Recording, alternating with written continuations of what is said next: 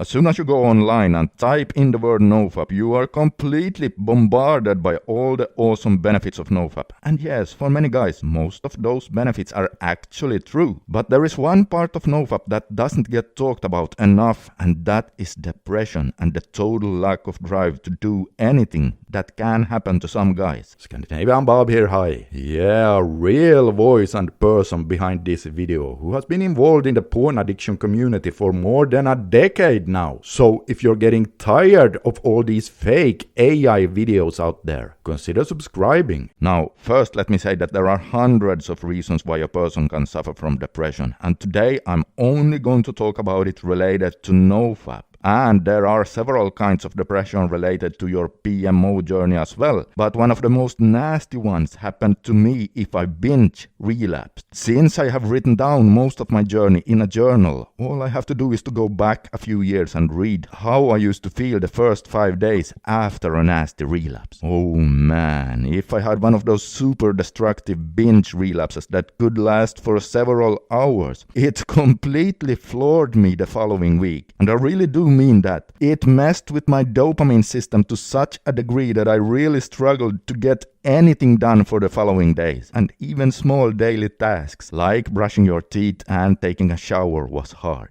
And if this happens, pretty much the only thing you can do about it is to wait it out. If you still manage to do some physical exercise, it can help a bit. But for me, nothing was powerful enough in a helpful way to completely override this negative crash. So binge relapses during your nofap journey is one of the fastest ways to completely destroy your drive. Now, that's of course the more acute side of things. But then we have the flatline and more long-term withdrawals that many guys experience as well. Now, if you had a real addiction to adult sites, then you have to understand that even if your dopamine levels already are low to begin with, after quitting, your baseline levels drop even further for a while, before they slowly start coming back up. And during this phase, things like depression and not feeling like doing anything is very common. However, you must understand that this is only a temporary phase and that things will improve. So keep reminding yourself that it will pass. I have also gotten questions from guys asking if they should push themselves to still do things when they are really depressed, and have asked me how I did it back when I was rebooting. Well, when we are really down, the hurdle to do stuff can seem overwhelming. But it is so much better to still do things than to just lie on the sofa all day. Because if you do nothing, then your self-esteem tends to drop even further, making the depression even worse. And the solution here is to lower the bar. If you, for example, used to jog for 30 minutes and the thought of that just feels